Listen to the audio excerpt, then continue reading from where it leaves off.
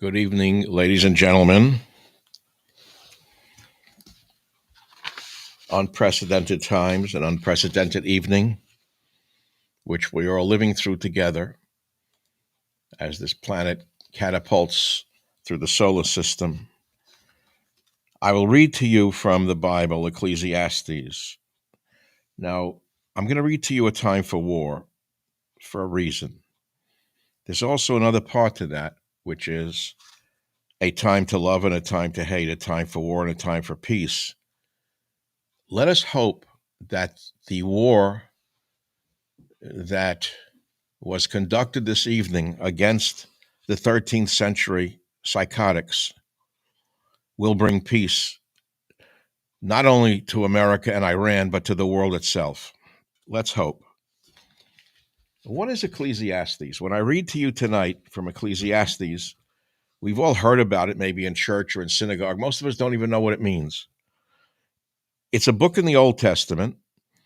Ecclesiastes is actually a word derived from the Greek, but the original book is written in Hebrew, and the name is Kohelet, Kohelet, meaning gathered teachings. It's actually not one of the 5 books of Moses. Ecclesiastes is not one of the 5 books of Moses. It was written by Solomon, King Solomon, written by a man, not by God. Ecclesiastes, a book in the Old Testament, explores the meaning of life by the king and what the king comes to, perhaps at the end of his life, is that life itself is ultimately meaningless under the sun without God. Ecclesiastes, the book, teaches us the futility of earthly pursuits and the importance of fearing God, recognizing for all of us that life's true purpose is found in an eternal perspective. And the book, Ecclesiastes, teaches us to focus on God's sovereignty and judgment rather than solely on worldly pursuits, pleasures, and achievements. God's will, in other words. President Trump tonight referred to God, which moved me to do this late this evening. It's a long story, this God and Trump thing, and I know much. I know much about it, and I know nothing about it.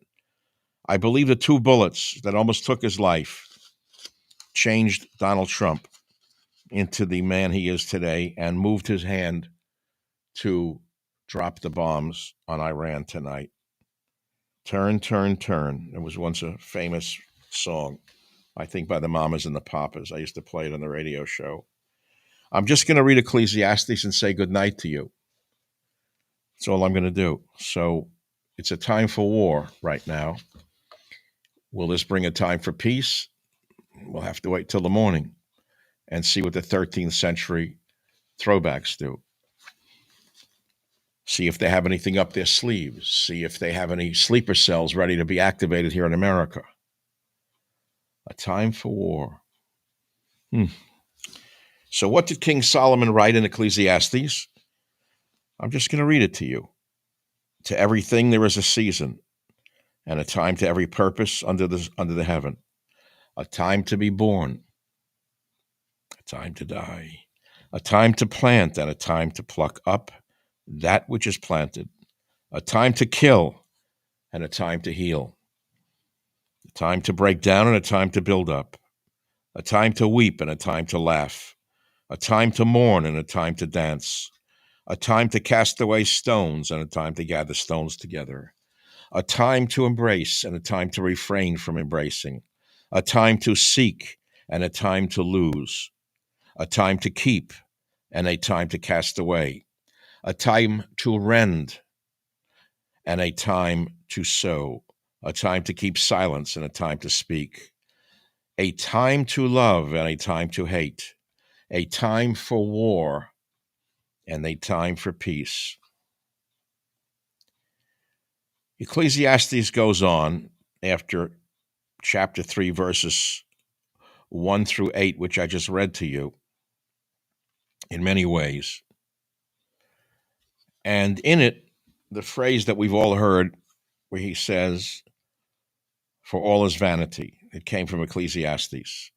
For that which befalleth the sons of men befalleth beasts, even one thing befalleth them. As the one dieth, so dieth the other. Yea, they have all one breath, so that man hath no preeminence above a beast, for all is vanity. All go unto one place, all are of the dust, and all return to dust. Who knoweth the spirit of man, whether it goeth upward, and the spirit of the beast, whether it goeth downward to the earth?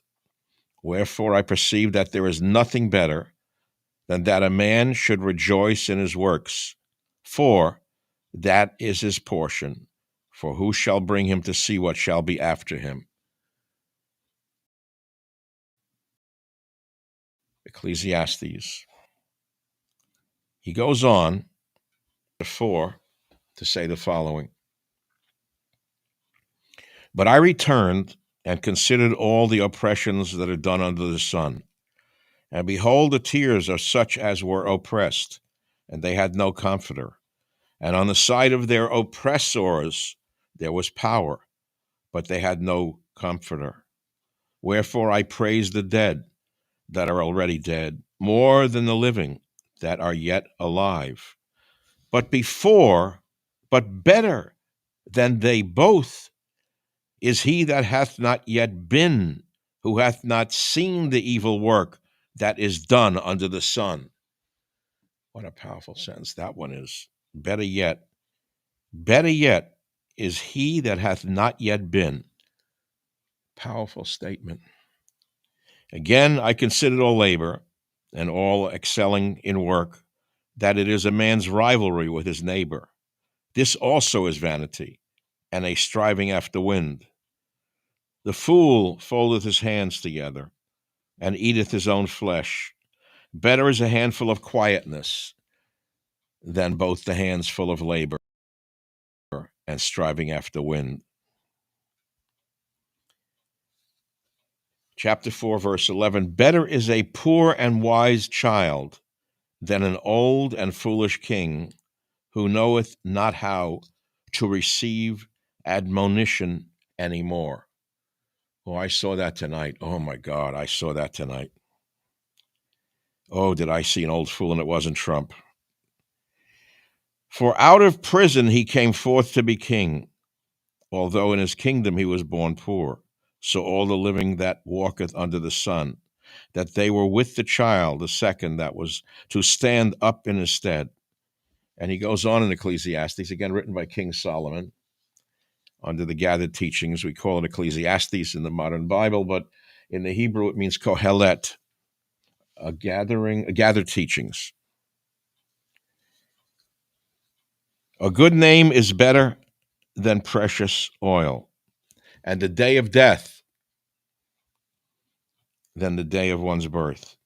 It is better to go to the house of mourning than to go to the house of feasting, for that is the end of all men, and the living will lay it to his heart.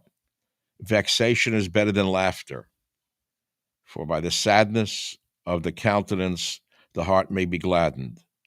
The heart of the wise is in the house of mourning, but the heart of fools is in the house of mirth.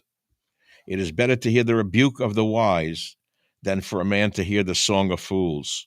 For as the crackling of thorns under a pot, so is the laughter of the fool. This also is vanity. Surely oppression turneth a wise man into a fool, and a gift destroyeth the understanding. Better is the end of a thing than the beginning thereof, and the patient in spirit is better than the proud in spirit. Be not hasty in thy spirit to be angry, for anger resteth in the bosom of fools. You can read it yourself if you still have your grandmother's Bible. It's a very interesting book, Ecclesiastes. Very interesting book. It's inspired authors. It's inspired singers. As I said to you, the great rock and roll song of the 60s called Turn, Turn, Turn by the Mamas and Papas is exactly these lyrics. For everything there is a season. I wish I could play it for you right now. There is nothing better for a man that he should eat and drink and make his soul enjoy pleasure for his labor. This also I saw that it is from the hand of God. But that's not what I wanted to read to you. I wanted to read to you what I read to you, and I'll read it again, and then I'm going to say goodnight. This was God's plan tonight. Trump was moved by God to do what he did tonight. I saw that I've watched Trump speak long enough, and I've been close enough to him to see the man. I don't claim to have any special knowledge, but I would say that I know I've been closer to Trump than 99.99.9% of the people on this planet. I've sat next to him. I've shared food with him on Air Force One. Does that make me a sage? No, but I've been next to the king. I've seen the king. I've watched the king. I've talked to the king. The king has talked to me. And this king that we saw tonight, I pray is the king of peace. He was moved by God. Nobody else moved his hand to drop those bombs tonight. It was God that spoke to him. He must have gone into some deep place based upon those two near misses. Changed his whole life. So I'll conclude the way I began because it's late for most people in America and the world. We're all going to wait and see what happens tomorrow morning, whether God's will was enacted through Trump and it will put an end to this 45 years of hell that these 13th century throwbacks have brought upon the world. You can claim it's Israel if you're a Jew hater. Many of you do because you're fools and you need to blame somebody and scapegoat the Jews. But if you spend 5 minutes studying history, you will see that radical Islam has been at war with the world since Muhammad first entered the earth. If it wasn't Israel and Zionism, it was somebody else. They conquered Egypt before Egypt was Islamic. They conquered Persia before it was Islamic. Turkey before it was Islamic. Nothing to do with Zionism. It's a religion of conquest, a religion of submission, not a religion of peace. I'm sorry to tell you, you don't want to hear it, but that's the truth. That's the reality. Most modern Muslims are not like that. They want to be left alone and go about their business and run their lives. But this group over there in Iran, practicing a 13th century form of hate and oppression, unlike any on earth. Well, Trump just decided to give them a little of God talk. To everything there is a season, and a time to every purpose under the heaven, a time to be born and a time to die. We're not celebrating death. We're not celebrating war. I'm not. I'm sad, actually, reading this to you. It's a sad time. It's not a happy time. It's a very sad time to see such death and destruction unleashed upon the world. But we needed a strong man to finally react to these 13th century psychotics. A time to plant and a time to pluck up that which is planted.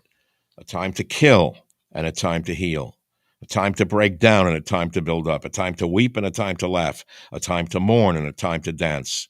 A time to cast away stones and a time to gather stones together. A time to embrace and a time to refrain from embracing. A time to seek and a time to lose. A time to keep and a time to cast away. A time to rend and a time to sow. A time to keep silence and a time to speak. A time to love and a time to hate. A time for war and a time for peace. Ecclesiastes, chapter 3, verses 1 through 8. That's what I wanted to read to you tonight as I saw Trump's speech. Book in the Old Testament, Meaning of Life, written by King Solomon.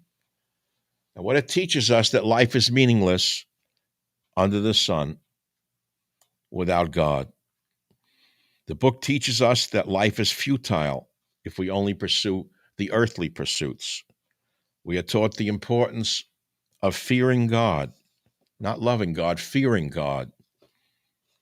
The true purpose in life is found in an eternal perspective, and it makes us understand that God rules over all. Main theme is what I said to you. Worldly achievements worldly achievements, wisdom, wealth, and even pleasure itself ultimately lead to disappointment and a sense of futility. We all know that. We all know that. There's like eating candy. You eat candy and you love the taste of it, and then you get the candy hangover. That's what it's all about. God is the key to finding true meaning and purpose. The book also teaches us a focus on the fleeting nature of life and the inevitability of death, and it should lead us all to seek meaning beyond the earthly realm. This book, Ecclesiastes, many of you heard the name, but I told you it's derived from the Greek. It's the reflections of Solomon, gathered teachings of King Solomon, who has, in his old days, experienced much of life's joys and sorrows and is searching for meaning. And he wrote this book. It's not one of the 5 books of Moses. It's not the Torah. It's in the back of the book. And Ecclesiastes, the gathering of teachings, the gathered teachings, encourages readers, you, to recognize God's sovereignty, recognizing that God will judge every deed and seek to live in accordance with his word. And I believe that Donald Trump, after the 2 assassination attempts, found God. I heard about it. I saw it tonight. I was shocked, actually. In that short speech that Trump gave, I was actually shocked at the end. He stumbled when he said God. I don't know if you heard this. I don't know if you heard this. He almost stumbled on the word God, the way he said it. Let us pray together that now that we have seen a time for war, the 13th century throwbacks will seek a time for peace. Thank you for listening. May God bless America. May God save President Trump.